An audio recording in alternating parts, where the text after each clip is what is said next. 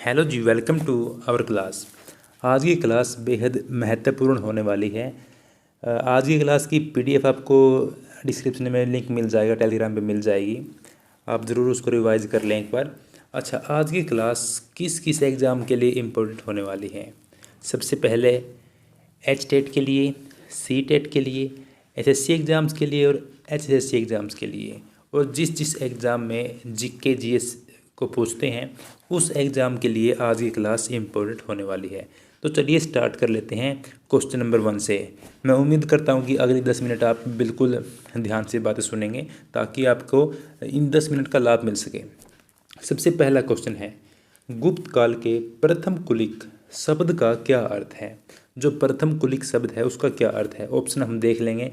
Option A मुख्य न्यायिक अधिकारी, ऑप्शन बी मुख्य बैंकर, ऑप्शन सी मुख्य व्यापारी या ऑप्शन डी मुख्य शिल्पकार।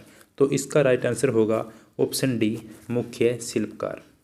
जो बाकी मुख्य न्यायिक अधिकारी या मुख्य व्यापारी है उनको क्या बोलते थे गुप्त काल में, वो भी हम जान लेते हैं। मुख्य न्यायिक अधिकारी को बोलते थे मानदंड नायक, और जो मुख्य व्यापारी था उसको बोलते थे सार्थवा। मुख्य शिल्पकार को हमने जान लिया, प्रथम कुलिक बोलते थे। और गुप्त वंश का जो प्रथम महान शासक था वह चंद्रगुप्त था। क्वेश्चन नंबर 2, सामाजिक विज्ञान के संबंध में निम्नलिखित कथनों पर विचार कीजिए। कथन ए है, सामाजिक विज्ञान हमें अपनी सामाजिक दुनिया की कार्यप्रणाली को समझने में मदद करता है। ये कथन सही लग रहा है। अब कथन बी को जान लेते हैं। सामाजिक विज्ञान हमें जीवन के कई पहलुओं के बारे में बताता है। यह कथन भी बिल्कुल राइट है। तो ए और बी दोनों सत्य हैं, यानी कि ऑप्शन सी। इसके बाद क्वेश्चन नंबर 3, वो भुर्ज या छाल कहाँ पाई गई जिस पर ऋग्वेद की वैदिक प्रार्थनाएं लिखी गई थी? काफ़ी इम्पोर्टेंट क्वेश्चन है ये, इसको डिस्कस कर लेते हैं।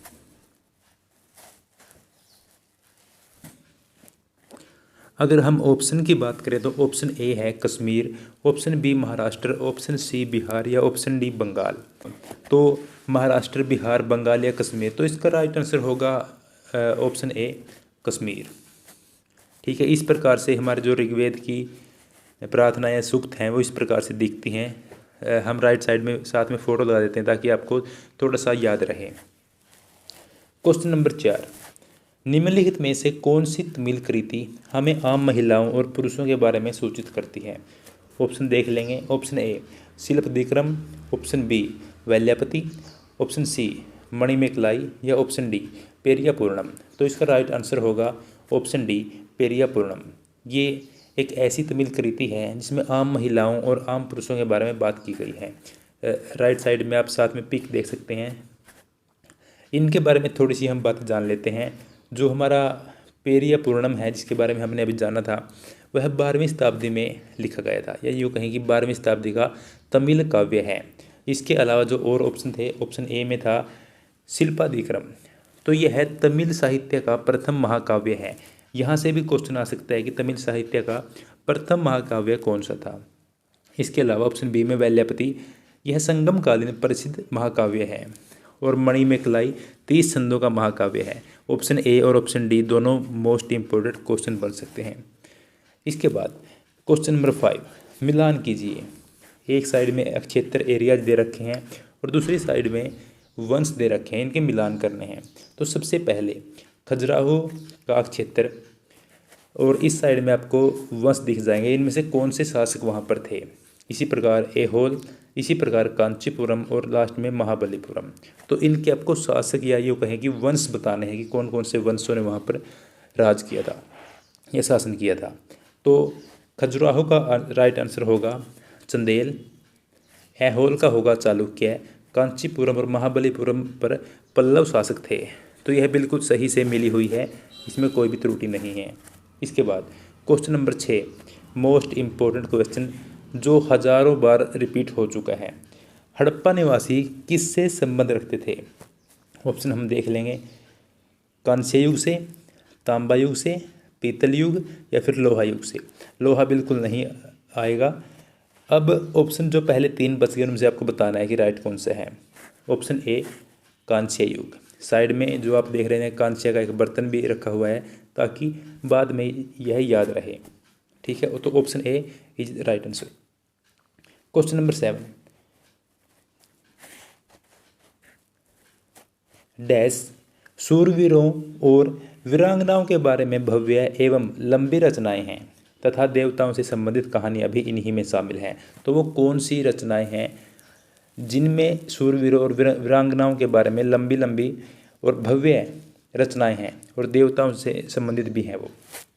तो ऑप्शन हम देख लेंगे। ऑप्शन ए ऐतिहासिक लेख, ऑप्शन बी महाकाव्य, ऑप्शन सी वृत्तांत या ऑप्शन डी संदर्भिकाएँ। तो ऑप्शन बी महाकाव्य, जिसमें आप रामायण महाभारत इनको देखते हैं। तो ये ही इस राइट आंसर है। क्वेश्चन नंबर 8, मंगल ग्रह के उपग्रहों की संख्या कितनी है? तो आपको बतानी है 0 है, 2, 25 या फिर 12।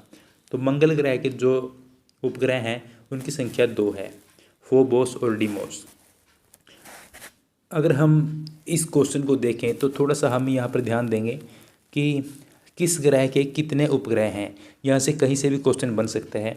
तो जो सूर्य के सबसे निकट का ग्रह है वह है बुध, और बुध के पास कोई भी उपग्रह नहीं है। इसके बाद जो दूसरा ग्रह है हमारा वह है शुक्र, और शुक्र के पास भी कोई भी उपग्रह नहीं है। और तीसरी हमारी पृथ्वी है जिसके पास एक उपग्रह यानी कि चंद्रमा है। इसी प्रकार इससे आगे मंगल जिसके 2 उपग्रह फोबोस और डीमोस की हमने बात कर ली। 5वां ग्रह बृहस्पति जिसके 95 उपग्रह हैं, और सबसे अधिक उपग्रह शनि के हैं 146। इसके बाद अरुण के 27 उपग्रह और वरुण के 14 उपग्रह हैं। आप इसको नोट डाउन कर लेंगे और कहीं पर चिपका लेंगे ताकि आपको याद रहे।